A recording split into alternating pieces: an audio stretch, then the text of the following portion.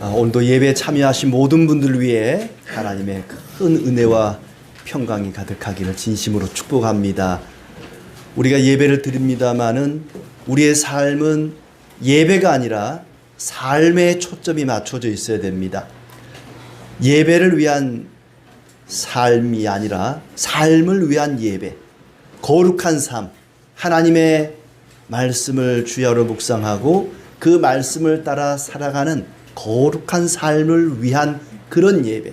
예배를 통해서 하나님 말씀을 듣고 진리를 알고 지혜를 얻고 힘과 용기와 능력을 얻어서 하나님 말씀대로 거룩한 삶을 살아가는 것, 그것이 우리 인생의 목표가 되어야 되고 또 하나님이 기뻐하시는 일입니다. 시편은 그렇게 시작합니다. 복 있는 사람은 이렇게 시작하죠.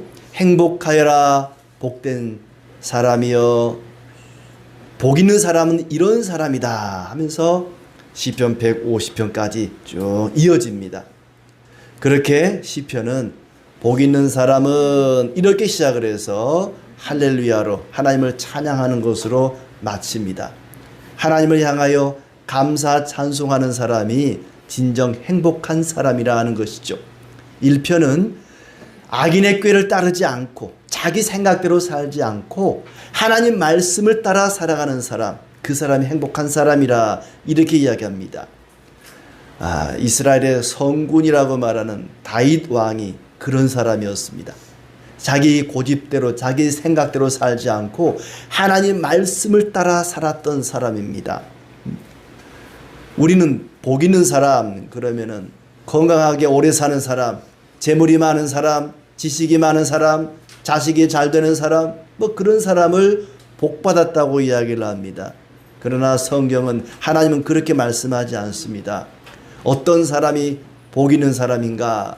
하나님을 의지하고 하나님께 기도하는 사람이 복이 있다, 이렇게도 이야기합니다. 기도해서 어떤 복을 받는 것이 아니라 기도하며 사는 것 자체가 복 받은 사람입니다. 오늘 9절 말씀에도 보면은 하나님께서 우리의 기도를 들으신다 그랬고 우리의 기도를 받으시리로다 그랬습니다.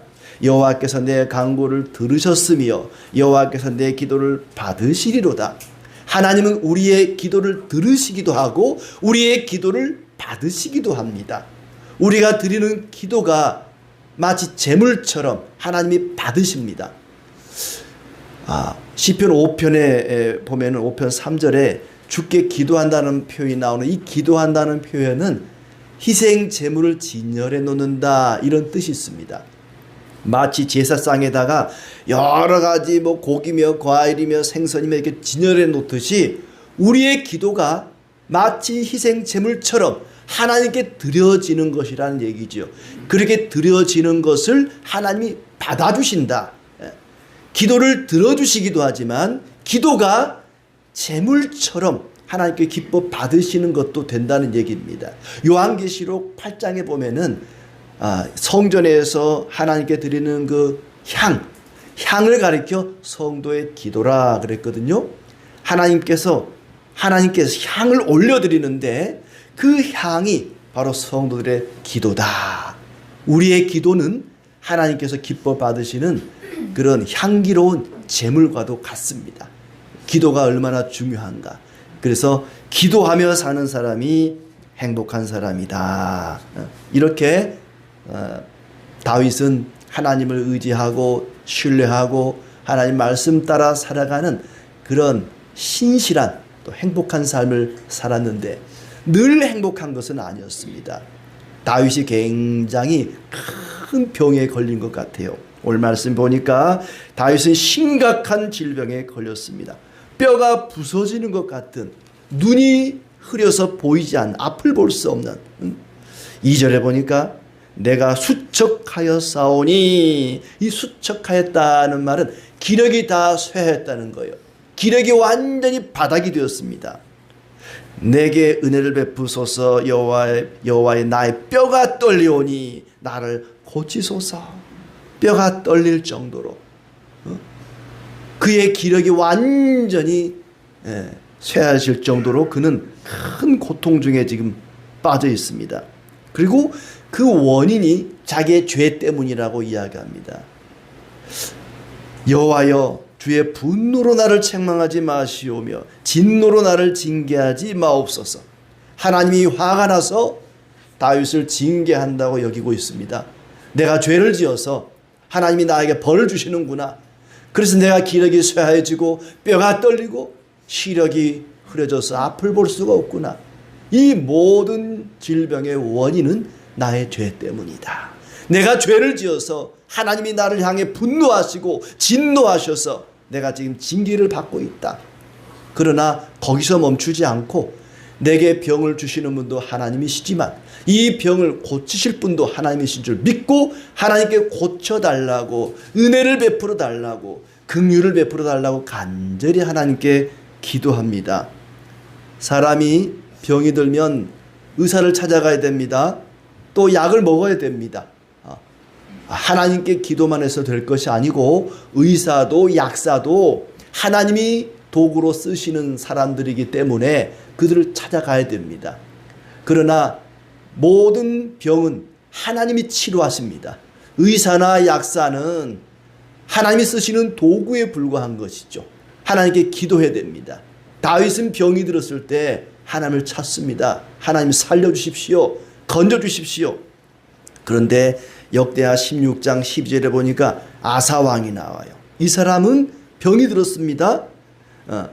아사가 왕이 된 지 39년에 그의 발이 병들어 매우 위독했으나 병이 있을 때에 그가 여호와께 구하지 아니하고 의원들에게 구하였더라 그랬어요. 하나님께 기도는 안 하고 의사만 찾아간 거예요. 그거 잘못된 겁니다. 아사 왕이 병이 든 다음에 2년 만에 죽었습니다. 의사나 약사가 병을 우리를 진단하고 치료하지만 결국 고치시는 분은 하나님이십니다. 그래서 우리가 약도 먹고 병원도 찾아가야 되지만 무엇보다 기도해야 됩니다. 이 다윗 왕은 그가 심각한 질병에 빠졌을 때에 하나님께 나가서 기도합니다. 하나님, 나는 죽어 마땅한 죄인입니다. 나의 죄 때문에 내가 지금 이런 심각한 병에 걸렸습니다. 나는 당해야 할 벌을 받고 있습니다. 나는 죽어 마땅합니다. 그러니 나를 죽여주시옵소서 이렇게 하지 않고 나는 죽어 마땅합니다마는 나를 살려주시옵소서 이렇게 기도합니다. 죽어 마땅하니 죽여주세요. 이렇게 기도하면 죽여버리죠. 죽이지 않고 하나님이 그를 살려주지 않습니까? 살려달라고 용서해달라고 하나님의 사랑과 긍휼을 의지해서 간구합니다. 3절에 나의 영혼도 매우 떨리나이다. 여호와여 어느 때까지니까 언제까지 내가 이 고통을 겪어야만 합니까? 빨리 좀 고쳐주십시오. 너무 힘듭니다. 너무 괴롭습니다. 너무 고통스럽습니다. 하나님 도저히 참을 수가 없습니다. 모세도 그런 기도를 합니다. 시편 90편 12절에 보니까 13절 말씀 보니까 여호와여 돌아오소서 언제까지니까 주의 종들을 불쌍히 여기소서 하면서 모세도 하나님 앞에 하나님 우리를 불쌍히 여겨 주시옵소서 언제까지 이렇게 고난 중에 내버려 두시겠습니까 하고 하나님께 기도합니다. 이렇게 믿음의 사람들은 나에게 고난이 닥쳤을 때에 그 고난도 하나님이 주신 줄 알고 회개하고 하나님의 은혜를 구합니다. 하나님의 사랑과 긍휼을 의지해서 하나님께 기도합니다. 하나님 도저히 견딜 수가 없습니다. 도저히 참을 수가 없습니다. 절규하면서 하나님 제가 잘못했으니 그만 때리시고 건져주시옵소서 살려주시옵소서. 왜 다윗이 이렇게 살려달라고 하나님께서 긍휼을 베풀어 달라고 구하는 걸까? 이유가 뭘까? 첫째는 감사 찬송을 드리기 위해서 그렇습니다. 5절 말씀을 보시면 다윗은 이렇게 기도합니다.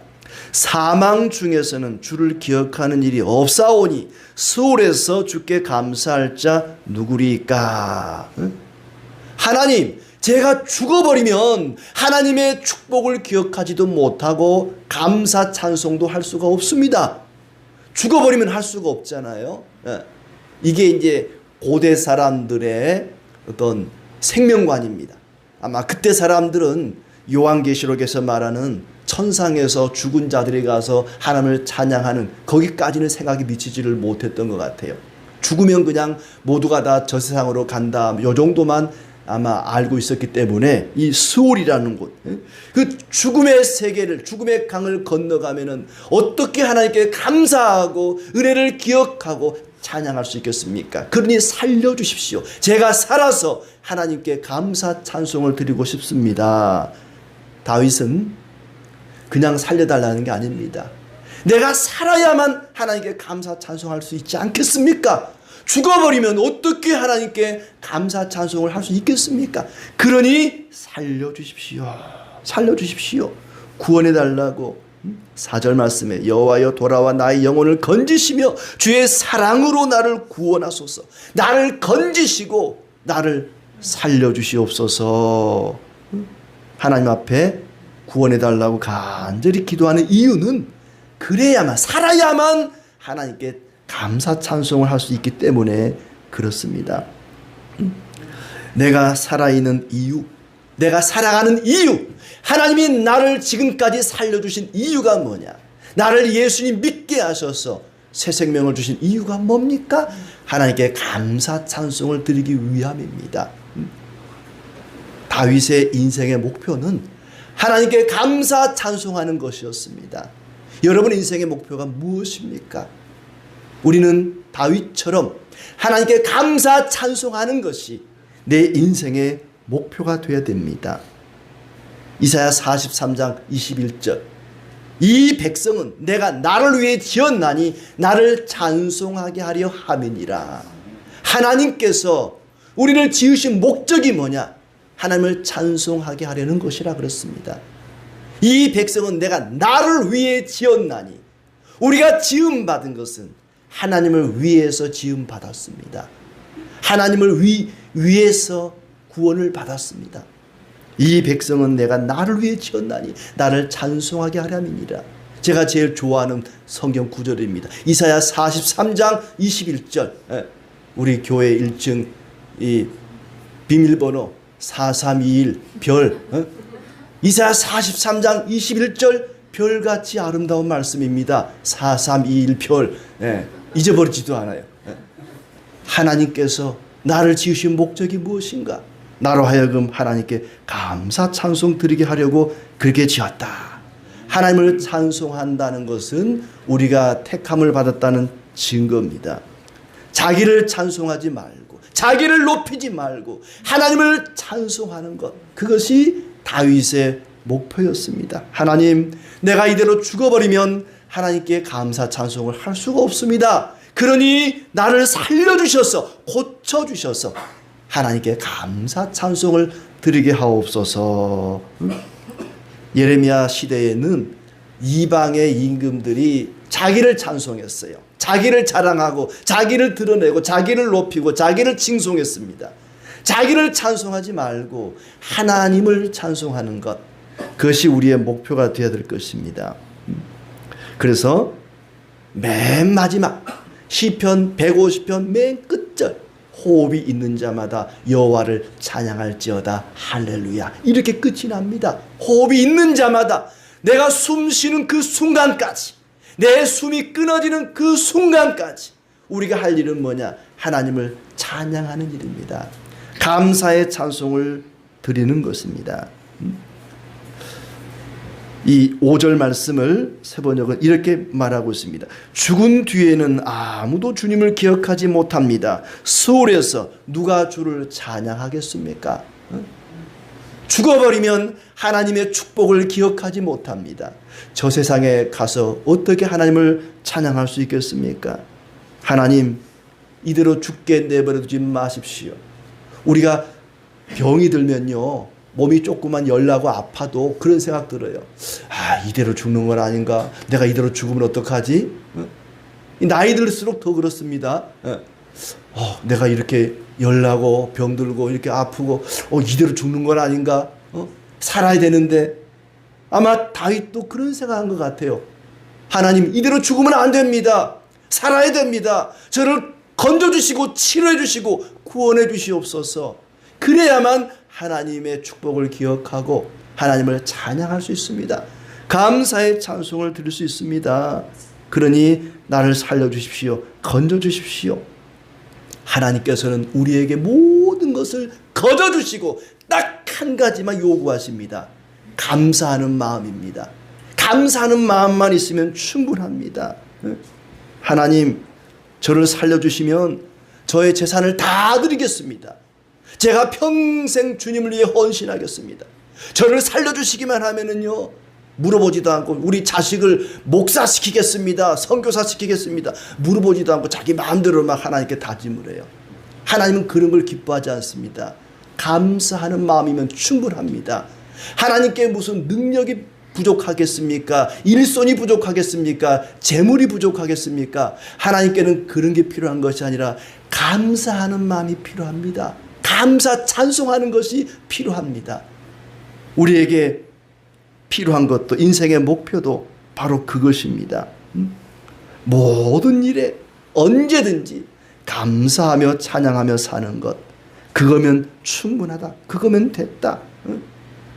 아무것도 염려하지 말고 모든 일에 기도와 간구로 감사함으로 너희 구할 것을 아뢰라. 기도할 때도 감사함으로, 예배할 때도 감사함으로, 찬양할 때도 감사함으로 찬양하고, 헌신하고 봉사할 때도 감사함으로. 왜 맨날 나만 이 일 시키는 거야. 저 집사는 그냥 뺀질거리면서 그냥 가는데 맨날 나만 화장실 청소해야 되고. 그러지 말고 감사함으로, 하나님 이거 할 수 있어서 감사합니다. 무슨 일을 하더라도, 헌금을 드리더라도 감사하는 마음으로, 항상 감사하는 마음으로, 아침에도 감사, 저녁에도 감사. 하나님께서 기뻐하시는 일은 바로 그것입니다. 감사함으로 하나님을 찬양하는 것. 다윗은 그것이 인생의 목표였습니다. 그러니 하나님, 나를 죽도록 내버려 두지 마시고 살려주십시오. 제가 살아서 하나님께 감사 찬송 드리고 싶습니다. 이 마음이 여러분 인생의 목표가 되시기를 바랍니다. 두 번째로 다윗은 하나님과 가까워지기를 원해서, 하나님과 친밀해지기를 원해서, 하나님 나를 살려주십시오. 언제까지, 어느 때까지 이 고통 가운데 내버려 두시겠습니까? 다윗은요, 하나님과 굉장히 화목하기를 원했습니다. 하나님과 가까워지기를 원했습니다.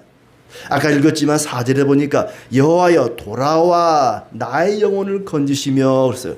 여호와여 돌아오소서, 돌아오시옵소서. 지금 다윗은 심각한 질병에 빠져 있다 보니까 하나님이 멀리 떠나버린 것 같은, 하나님이 나를 버리고 멀리 떠난 것 같은 그런 불안한 마음을 가지고 있습니다. 하나님 돌아오시옵소서, 나를 버리지 말아 주시옵소서. 하나님께서 나와 가까워지기를, 내게로 돌아오기를 간절히 바라고 있습니다. 다윗은 심각한 병에 지금 걸려 있습니다. 2절에 보다시피 뼈가 떨리는, 그리고 시력이 떨어지고 기력이 쇠해지는 그런 심각한 병에 빠져 있습니다만은, 그보다 더 심각한 것은 영혼이 떨린다 그랬어요. 영혼이. 6절 말씀에 내가 단식함으로 피곤하여 밤마다 눈물로 내 침상을 띄우며 내 요를 적시나이다. 내 눈이 근심으로 말미암아 쇠하며 내 모든 대적으로 말미암아 어두워졌나이다. 또 3절에 나의 영혼도 매우 떨리나이다. 몸만 뼈만 떨리는 것이 아니라 영혼이 떨리고, 그는 하나님으로부터 버림받은 것 같은, 하나님으로부터 멀어진 것 같은 그런 두려움을 느끼고 있습니다. 하나님 왜 나를 버리십니까? 마치 예수님이 십자가에서 외쳤던 것처럼 나의 하나님, 나의 하나님 어찌하여 나를 버리시나이까? 얼마나 고통스러운지, 얼마나 괴로운지 하나님이 나를 버린 것 같은 그런 느낌을 지금 받고 있습니다. 어제는 이렇게 길을 건너는데 횡단보도에서 어떤 아이 엄마가 아이 둘을 데리고 가요. 아마 둘째 아이는 이제 안고 가고, 큰 아이를, 이제 아직 어린 아이, 이제 막 아장아장 걷는 어린 아이인데, 이 아이를 손을 잡고 건너는데, 이 아마 큰 아이가 자기도 안아달라 그런 것 같아요. 그리고 초록불 바뀌었는데 안 건너가는 거예요. 떼를 쓰고 막 뻗었어 얘가. 엄마가 막 화가 나게 때리니까 울어 또. 이 다시 또 빨간불로 바뀌었어요. 그 이제 또 기다렸다가 또 건너려고 그러는데 또 우는 거예요. 또 뻗었어. 한 몇 번을 바뀌었는데도 안 건너는 거예요 얘가. 아마 이 아이는 그런 것 같아요. 엄마가 나를 때리다니. 엄마가 나에게 어떻게 이럴 수 있어? 아마 그런 느낌인 것 같아요. 때리는 그 손도 아프긴 하지만은 엄마가 나에게 이럴 수 있나? 아마 그런 느낌인 것 같아요. 자기 혼자일 때는 안아주고 쓰다듬어주고 그리 사랑해줬는데 둘째가 생기니까 저놈이 생기니까 나를 찬밥되고 한다고 아마 그런 느낌인 것 같아요. 아마 다윗의 느낌이 그런 것 같아요. 하나님이 나를 때리시다니. 그 육체적인 아픔보다 영혼이 떨린다 그랬습니다. 하나님이 나를 버리셨나? 왜 하나님 나를 멀리 하시는가? 하나님이 이럴 수 있는가? 나에게 얼마나 많은 은혜를 주셨는데 하나님이 나에게 왜 이런 고통을 주시는가? 하나님 나를 멀리하지 마옵소서. 나를 가까이 하여 주시옵소서. 하나님으로부터 멀어진다고 하는 그 두려움. 다윗이 지금 그런 마음입니다. 물질이 풍성하거나 건강하거나 자식이 잘 되는 것보다 하나님과 가까워지는 것을 다윗은 행복으로 여겼습니다. 반대로 하나님과 멀어지는 것이야말로 큰 고통이고 아픔이고 두려움이었습니다. 사탄은 말합니다. 하나님이 너를 버렸어. 하나님 너를 돕지 않아. 하나님이 어디 있단 말이야. 8절에 보니까 악을 행하는 너희는 다 나를 떠나라. 여호와께서 내 울음소리를 들으셨도다. 이 악을 행하는 자들. 다윗이 몸이 아프니까 옆에 와서 조롱하고 모욕하고 비웃습니다. 야, 하나님이 너를 버렸어. 하나님이 너를 떠났어. 너를 돕지 않아. 네 하나님이 어디 있느냐? 다윗은 시편에서 종종 그런 말이에요. 악인들이 내게 말합니다. 내 하나님이 어디 있냐고. 내가 잘되고 풍성하고 형통할 때는 하나님이 너와 함께 하시는구나 생각했다가 내가 병들고 아프고 괴로워할 때는 하나님이 너를 떠났어. 너를 버렸어. 너와 함께 하지 않아. 그렇게 비웃는단 말이죠. 다윗의 근심은 자녀의 문제나 재물의 문제나 이 건강의 문제가 아니었습니다. 뼈가 떨리는 것보다 더 괴로운 일은 영혼이 떨리는 것이었습니다. 그는 불면증에 시달릴 정도로 괴로웠습니다. 다시 6절을 보시면 피곤하여 밤마다 눈물로 내 침상을 띄우며 내를 요를 적시나이다. 밤마다 눈물로 침상을 띄운다 그렇습니다. 여러분, 여러분의 눈물로 마치 바다 위에 배가 떠 있는 것처럼 침대를 띄워본 적 있습니까? 얼마나 많은 눈물을 흘리면 침상이 뜰까요? 어떤 목사님이 그러시더라고.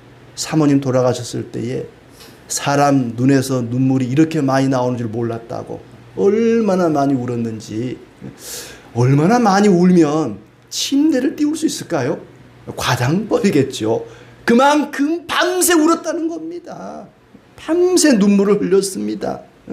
왜 눈물을 흘리고 밤을 새우는가? 하나님이 나를 떠났다는 그 생각에, 하나님이 나를 버려두고 멀리 떠났다는 그 두려움에 밤새 눈물을 짓습니다. 하나님이 나를 버리면 어떡하나? 하나님이 나를 떠나시면 어떡하나? 이 두려움에 밤잠을 이루지 못하고 눈물을 흘렸습니다. 하나님으로부터 버림받음에 대한 두려움입니다. 사람이 몸이 아프면 만사가 귀찮고 모든 것이 멈춰버립니다. 내가 하던 모든 일상이 멈추고 내가 병원에 입원하든지 들어 눕든지 모든 것이 멈춥니다. 지금 다윗의 마음이, 다윗의 상황이 지금 그렇습니다. 하나님께서 돌아오시기를 간절히 바라는데 8절에 보니까 돌아왔다 그랬습니다. 악을 행하는 너희는 다 나를 떠나라. 너희는 나를 떠나라. 왜 떠나느냐? 하나님께서 내게 돌아오셨기 때문에. 하나님이 내게로 돌아오셨으니 너희는 나를 떠나라. 악인들은 다 나를 떠나라. 하나님이 이 땅에 오셨습니다. 사람의 몸으로 오셨습니다. 예수 그리스도가 이 땅에 오신 것은 사람이 되어서 하나님이 우리를 찾아오신 것입니다. 10절 끝에 또 보시면은 갑자기 부끄러워 물러가리로다. 원수들은 갑자기 부끄러워 물러가리로다. 하나님이 우리를 찾아오시면 원수들은 물러갑니다. 그러나 하나님이 우리를 멀리 떠나시면 악한 마귀가 우리를 찾아옵니다. 하나님이 돌아오자 대적들이 물러가고 하나님과 멀어지면 사탄이 우리를 찾아옵니다. 사실은 하나님이 멀리 떠난 것이 아니었습니다. 다윗 자신이 하나님을 떠났던 거지요. 우리아를 죽이고 밧세바를 범하고 그가 죄를 지음으로써 하나님을 떠난 겁니다. 자기가 하나님을 떠나놓고 마음에 느껴지기로는 하나님이 나를 떠난 것처럼 느껴지는 겁니다. 하나님은 결코 다윗을 잊어버리거나 떠난 적이 없습니다. 늘 곁에 함께 있었습니다. 그러나 그가 죄를 범하고 나니까 하나님을 떠난 것처럼, 하나님이 자기를 떠난 것처럼, 멀어진 것처럼 그렇게 느껴진 것이죠. 실은 다윗이 하나님을 떠난 것이었습니다. 내가 하나님을 떠난 것이었습니다. 기도는 어쩌면 하나님을 변화시키기보다 나를 변화시키기 위한 것입니다. 기도를 통해서 하나님, 내가 하나님께 가까이 가기를 원합니다. 나를 하나님 가까이 다가가게 하여 주시옵소서. 이런 기도죠. 하나님 내게 돌아오시옵소서 하는 그런 기도는 내가 하나님께 가까이 나아갈 수 있도록 나를 이끌어 주시옵소서. 성령을 보내셔서 나를 하나님께로 가까이 나아가게 하여 주시옵소서. 이게 기도입니다. 하나님은 여전히 우리 곁에 가까이 계시고 항상 함께 하시고 동행하십니다. 다만 우리가 죄를 범할 때 하나님으로부터 멀어지는 것이죠. 다윗은 하나님 어느 때까지입니까? 언제까지 나에게 이 고통을 주시렵니까? 이제는 내가 모든 죄를 회개하고 뉘우치고 하나님과 가까워지기를 원합니다. 이렇게 하나님과 늘 가까워지고 동행하는 복된 삶이 되기를 바랍니다. 세 번째로 다윗이 살려달라고 하나님 언제까지입니까? 라고 기도하는 것은 그가 죄를 용서받기 위해서 그렇습니다. 하나님, 내가 지은 죄를 용서받지 않고 이대로 죽을 수는 없습니다. 우리가 죄 문제를 해결하지 않고 그냥 죽으면요, 지옥행입니다. 바로 지옥으로 직행하는 겁니다. 죄 문제를 해결하지 않고는 내가 죽을 수가 없습니다. 그러니 살려주시옵소서. 내 생명을 건져주시옵소서. 다윗은 탄식합니다. 자기의 죄를 깨닫고 회개하는 사람, 그 사람은 행복한 사람입니다. 시편에서 말하는 행복한 사람 가운데 하나가 바로 그 사람입니다. 내가 죄인인 것을 깨닫고 겸손히 하나님께 회개하는 사람, 그 사람은 복된 사람입니다. 영혼이 떨린다 그랬어요. 다윗은 영혼이 떨린다 그랬습니다. 양심의 가책을 느끼는 거죠. 뼈가 떨리는 병도 저는 잘 모르겠어요. 어떤 병에 걸리면 뼈가 떨리나요? 골다공증인가? 그건 부러지는 것 같은데. 뼈가 떨리는 병이 있다 그랬고, 뼈만 떨리는 게 아니라 영혼이 떨린다 그랬습니다. 여러분, 영혼이 떨려본 적 있습니까? 영혼이 두려움에 떨고 있습니다. 자기가 지은 그 죄 때문에 두려워 어찌할 줄을 모릅니다. 사람이 빌린 돈을 다 갚지 못하고 죽을 수는 있어도 지은 죄를 해결하지 못하고 죽는 것은 참으로 고통스러운 일입니다. 죄를 용서받지 못한 채 죽을 수는 없습니다. 그것은 영원한 지옥 형벌이 기다리고 있기 때문에 그렇습니다. 우리가 어떻게 죄 문제를 해결할 수 있습니까? 예수님을 믿음으로, 예수 그리스도를 나의 구주로 믿음으로 우리는 구원을 받습니다. 죄 문제를 해결할 수 있다는 얘기입니다. 아직까지 예수님 믿지 않는 사람, 하나님 지금 죽으면 안 됩니다. 저 사람 살아서 반드시 죽기 전에 예수님 믿게 해 주시옵소서. 우리 그리 기도해야 됩니다. 만약에 나는 예수님 안 믿겠다, 나는 예수님을 믿지 않을 거야 라고 하는 사람은 자기의 죄 문제를 자기가 책임지겠다고 하는 겁니다. 내 죄는 내가 알아서 할 테니까 걱정하지 마라. 이 사람은 예수님 안 믿습니다. 그러나 자기의 죄를 어떻게 책임집니까? 예수님의 십자가를 보십시오. 그것이 죄에 대한 책임입니다. 나는 예수님을 안 믿겠소 하는 사람은 예수님이 십자가에서 당하신 그 고통을 내가 당하겠다는 겁니다. 그거 한번 보여줘야 돼요. 당신이 예수님을 안 믿으면 죽고 나서 이렇게 될 겁니다. 이런 고통을 당할 것입니다. 하나님 앞에 하나님 나를 불쌍히 여겨 주시옵소서. 긍휼을 베풀어 주시옵소서. 하나님의 은혜를 간구합니다. 왜냐하면 사람이 견디기 가장 어려운 것이 하나님의 진노이기 때문에 그렇습니다. 하나님이 진노하시면, 하나님이 분노하시면 이 땅이 흔들리고 산이 흔들린다 그렇습니다. 하나님 말씀 욥기 9장 5절에 보니까 그가 진노하심으로 산을 무너뜨린다 그랬고, 예레미야 10장 10절에 진노하심으로 땅이 진동한다 그랬습니다. 하나님이 화를 내시면 산이 무너지고 땅이 진동합니다. 그만큼 하나님의 진노는 무섭다는 얘기입니다. 그러니 내게 진노하지 마시고 주의 사랑으로 인자하심으로 4절의 말씀처럼 나의 영혼을 건지시며 주의 사랑으로 나를 구원하소서. 이 주의 사랑으로, 이 사랑은 인자함으로 그런 뜻입니다. 헤세드라는 말이죠. 법대로 하면 나는 죽어 마땅한 죄인입니다. 그러나 법대로 하지 마시고 사랑으로 나를 구원하여 주시옵소서. 예레미야 10장 24절 말씀에 여호와여 나를 징계하옵시되 너그러이 하시고 진노로 하지 마옵소서 그랬어요. 진노로 하지 마옵소서. 주께서 내가 없어지게 하실까 두려워하나이다. 하나님이 진노하시면 산이 무너지고 땅이 진동하고 내가 없어져 버린다 그랬습니다. 그만큼 하나님의 진노는 무서운 것입니다. 죄에 대한 하나님의 진노는 무서운 것입니다. 1절도 그러잖아요. 주의 분노로 나를 책망하지 마시오며 주의 진노로 나를 징계하지 마옵소서. 하나님의 진노, 하나님의 분노, 다윗은 그것이 얼마나 무서운 것인가를 잘 알고 있었습니다. 하나님의 사랑이 아니고는 영원한 진노에서 벗어날 길이 없습니다. 그러니 진노를 하지 마시고 나는 하나님의 진노를 받아 마땅하지만 사랑으로 긍휼로 인자하심으로 나를 건져주시옵소서.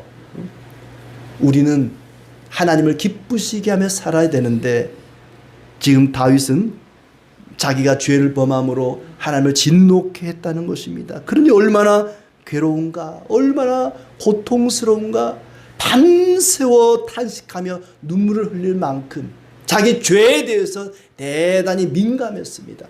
우린 죄에 대해서 민감할 필요가 있습니다. 에이, 남들도 다 그렇게 사는데 뭐 대충 살지 뭐 그 정도 죄를 가지고 그렇게 심각하게 생각하나. 다윗은요 자기가 지은 죄에 대해서 대단히 예민했습니다. 내가 이렇게 살면 안 되는데 내가 하나님께 큰 죄를 짓고 하나님을 진노케 했구나. 전쟁터를 호령하던 전사인 위대한 전사 다윗은 간대었고 하나님께 목숨을 구걸하는 연약한 다윗의 모습을 봅니다. 천만인이 나를 둘러쌀지라도 내가 두려워하지 아니하리로다 했던 그 다윗이 날마다 밤새워 눈물로 하루하루를 보냅니다. 몸이 아파서 그럴 수도 있지만은 하나님으로부터 멀어졌다고 하는, 하나님이 나를 버렸다고 하는, 하나님이 나를 향해 진노한다고 하는 그 두려움이 더 컸던 것입니다. 하나님의 떠남에 대한 두려움을 견딜 수가 없었습니다. 하나님은 우리의 몸과 영혼을 동시에 치료하는 분입니다. 하나님께 감사 찬양하는 자는 몸과 영혼이 소생케 될 것입니다. 행복한 사람, 어떤 사람이 행복한 사람인가? 죄를 용서받고 하나님과 동행하는 사람, 그 사람이 행복한 사람입니다. 우리는 남에게 잘 알려지지 않는 재밌는 이야기를 에피소드라 그럽니다. 그런데 그 에피소드를 좀 비틀어서 해피소드라고 부르기도 합니다. 해피소드라는 게 뭐냐? 남들에게 잘 알려져 있지 않은 행복한 이야기. 우리 그리스도인들에게는 바로 이 해피소드가 있습니다. 남들은 알지 못합니다. 예수님 믿고 죄사함 받고 구원받은 자의 행복이 어떤 것인지 세상 사람들은 알지 못합니다. 예수님 믿지 않는 사람들은 알지 못한, 나만 알고 있는, 우리만 알고 있는, 우리 마음속에 숨겨져 있는 행복한 이야기, 남들은 알지 못하는 행복한 이야기, 예수님 믿고 구원받고 영원한 생명을 얻은 그 행복한 이야기가 우리 마음속에 다 하나씩 있습니다. 예수님을 믿는 것 자체가 우리에게 큰 축복입니다. 예수님 믿으면 어떤 복을 받는 게 아니라 예수님 믿는 것 자체가 축복입니다. 세상 사람들은 건강하고 오래 사는 것, 그걸 복이라고 얘기합니다. 그러나 예수님 믿는 사람은요, 오래 사는 정도가 아니라 영원히 삽니다. 영생의 축복이 있습니다. 얼마나 큰 복을 받았는지 모릅니다. 그것을 믿지 않은 사람들은 모릅니다. 세상 사람들은 알지 못하는 그 행복의 비결이 우리에게 있습니다. 감사는 축복의 씨앗이다라는 말이 있습니다. 감사하면 행복합니다. 감사하면 기쁨이 넘치고요. 감사하는 자는 질병도 고침받습니다. 감사하며 살아갈 때, 감사 찬송하며 살아갈 때 하나님 기뻐하십니다. 진노를 거두시고 우리를 하나님께 가까이 이끌어 주실 것입니다. 그렇게 하나님 앞에 죄를 회개하고 찬송하고 감사하며 하나님과 일평생 동행하는 복된 삶이 되기를 진심으로 축복합니다.